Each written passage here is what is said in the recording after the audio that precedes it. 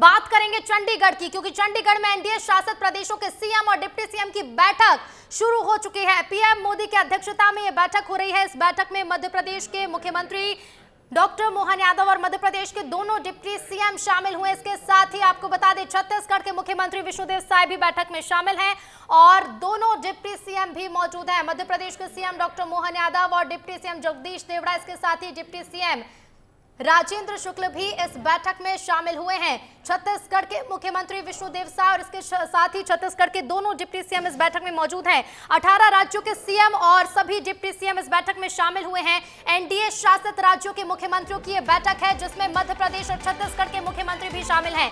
बेहद महत्वपूर्ण ये बैठक मानी जा रही है क्योंकि आज शपथ ग्रहण समारोह हुआ हरियाणा में और उसके बाद इस बैठक के जरिए सभी राज्यों के मुख्यमंत्रियों को इसमें शामिल किया गया और एक ताकत दिखाने की कोशिश भी एनडीए इस बैठक के जरिए कर रहा है। ये तस्वीरें आप देख सकते हैं, बैठक की तस्वीरें लगातार सामने आ रही हैं।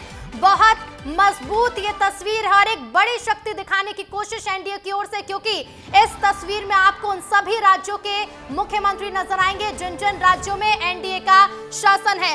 हरियाणा चुनाव में जीत के बाद आत्मविश्वास से भरी हुई बीजेपी जो कि अब झारखंड और महाराष्ट्र चुनाव के लिए रणनीति तैयार करेगी। तस्वीरें लगातार आप टीवी स्क्रीन पर देख सकते हैं। इस बैठक की पीएम मोदी के अध्यक्षता में बैठक हो रही है और इसके साथ ही आपको यह भी बता दें कि 20 राज्यों के मुख्यमंत्री में डॉक्टर मोहन यादव भी शामिल हैं। मध्य प्रदेश के मुख्यमंत्री डॉक्टर मोहन यादव जिन्हें हाल ही में पर्यवेक्षक भी बनाया गया और इसके साथ ही अब इस बैठक में सभी राज्यों के एनडीए शासित सभी राज्यों के सीएम और डिप्टी सीएम शामिल हुए हैं। बैठक की शुरुआत हो चुकी है। ये तस्वीर आप देख सकते हैं। पीएम मोदी और गृह मंत्री अमित शाह की अध्यक्षता में बैठक चल रही है। एनडीए शासित सभी राज्यों के मुख्यमंत्री इस बैठक में शामिल हुए हैं। पीएम मोदी की अध्यक्षता में बैठक की शुरुआत हो चुकी है और इस बैठक को इसलिए भी बेहद महत्वपूर्ण माना जा रहा है क्योंकि हरियाणा में आज नायब सिंह सैनी ने मुख्यमंत्री पद की शपथ ले ली।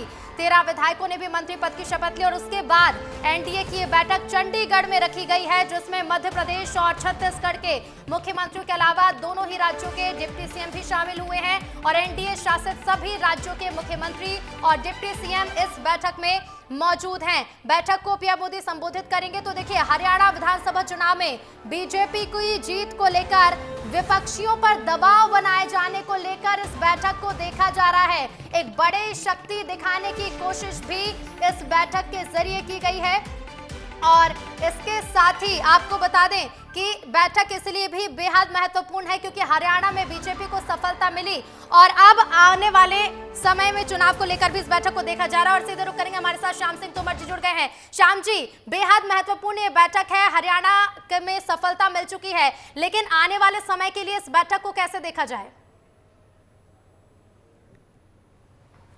देखिए, इस बैठक को इस तरह से देखना चाहिए कि बीजेपी ये चाहती है कि देश में उसका परचम लहराए और सभी राज्यों में उसकी जीत हो। तो इसके लिए क्या ज़रूरी है? इसके लिए ज़रूरी है कि साथ में बैठना, उन राज्यों के मुख्यमंत्रियों को बैठना जहां सत्ता में है और जहां पर भविष्य में चुनाव होने हैं वहां के नेताओं को भी बैठना। तभी तो तय होगा कि आखिर कौन सा ऐसा मॉडल अपनाया जाए कि वहां पर भी जीत का फार्मूला फिट हो जाए। दूसरी बड़ी बात यह है कि इस तरह से बैठक करके ये रणनीति भी बनाई जाती है कि ऐसे कौन से मुद्दे हैं जो विपक्ष हमलावर हो सकता है और जिनका मुंह तोड़ जवाब देना चाहिए भाजपा को राज्यों में और केंद्र में। ऋतु, बिल्कुल बिल्कुल श्याम जी, देखिए बेहद महत्वपूर्ण बैठक, आप बने रहिएगा। लौटूंगी मैं आपके पास। अमृत तिवारी भी हमारे साथ दिल्ली से जुड़ गए हैं। अमृत, देखिए इस बैठक में रणनीति तो तैयार करी ही जाएंगी, लेकिन ये तस्वीर बहुत बड़ी तस्वीर है, बेहद खास ये तस्वीर है क्योंकि विपक्षियों को एक ताकत दिखाने की कोशिश भी इसी तस्वीर के जरिए की जा रही है।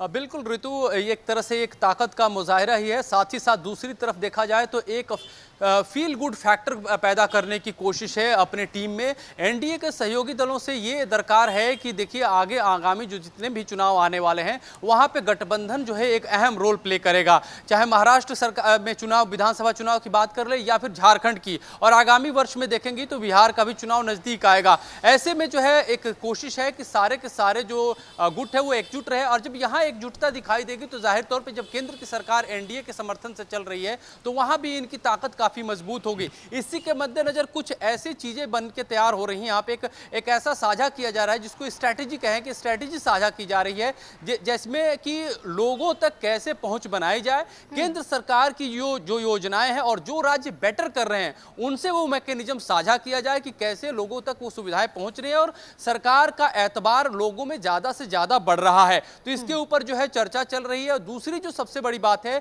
खासतौर पे जो कि 50 साल हो चुके हैं इमरजेंसी को, तो आपातकाल को लेकर के लोगों में एक चेतना जागृत की जाए, जन जन में एक चेतना जागृत की जाए कि किस तरह से लोकतंत्र पे यह काला धब्बा था और यह काला अध्याय था, और उसको लेकर के लोग इस दिन को ना भूलें और अपनी डेमोक्रेसी को और मजबूत करें। और साथ ही साथ जब ऐसा होगा तो उनके निशाने पे कहीं ना कहीं जो मुख्य विपक्षी पार्टी कांग्रेस है वो अपने आप ही ऑटोमेटिक आ जाएगी। तो रणनीतिक तौर पे यह बैठक काफी अहम है और यह पहली बार है कि एनडीए के इतने सारे मुख्यमंत्री या फिर उनके प्रतिनिधि इसमें शामिल हुए हैं। साफ तौर पे संकेत है कि हम एकजुट हैं। और दूसरा संकेत इसके साथ साथ यह है कि जो राज्य बेहतर कर रहे हैं उनके सहयोग से दूसरे एनडीए शासित राज्य भी बेहतर करें, वो स्ट्रेटेजी साझा करने की भी यहाँ पे एक बैठक हो रही है। बिल्कुल, संयुक्त रूप से चर्चा की जाएगी कि किस तरह से एनडीए आगे विकास के नाम पर, विकास के काम पर आगे बढ़ेगा और किस तरह की रणनीति आगे बनाई जानी है। फिलहाल आप दोनों का ही शुक्रिया तमाम बातचीत के लिए। तो देखिए, बेहद महत्वपूर्ण बैठक शुरू हो चुकी है और इस बैठक में मध्य प्रदेश, छत्तीसगढ़ के साथ साथ तमाम